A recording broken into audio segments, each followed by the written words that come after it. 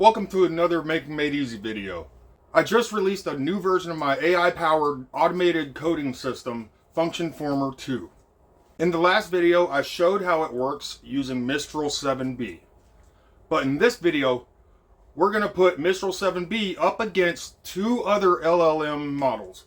We're going to do Qwen 2.5 14B and ChatGPT 4o Mini. We're going to see how fast each one can come up with a full script and which one can create a script that actually works the first time. So, of course, we're going to start out with Mistral 7B. That's the smallest model that we're using. It's a 7 billion parameter model. Took about 13 minutes. And does it work? No. Nothing's happening when we push a button or anything. And we got an error. So, okay. 13 minutes and it did not work. It just did nothing. It showed the interface at least. So now we're doing Qwen 2.5 14B. This one took a while. It took a while. It's a 14 billion parameter model. So my computer's not quite powerful enough to fit the whole thing on the graphics card. So we had to offload a little bit to the RAM. And that definitely slowed things down some. Alright, it's getting the goal now. And the outline.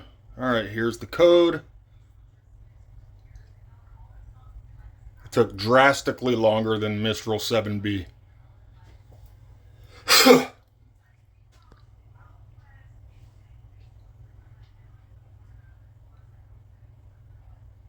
It's almost done. All right, yeah, now it's doing the pre-run checks. And 1 hour and 39 minutes. Now, I have these going 100 times the normal speed. So let's see if it works. 5 plus 5 equals. It doesn't do anything. So it's a little bit better than Mistral 7B. It's model's twice the size. So now let's try ChatGPT. This is GPT 4o Mini. It took about 8 minutes to run through the process. And let's see if it works. 5 plus 5 equals 10. Yes, that's a working calculator right there with a graphic interface and everything. 20 divided by 3 plus 8. It can probably only do 2. Yes, it can only do 2, but that's okay. So as you can see, there was a clear winner in that battle. But the other ones didn't do too bad, and you can run those on your own computer at home. You don't have to give ChatGPT your data. They don't have to know what you're coding.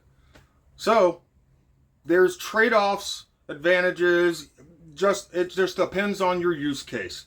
So that concludes today's video. Thanks for watching. Make sure you hit the like button, subscribe if you aren't already, leave a comment, let us know what you thought, let us know what you want to see in the future.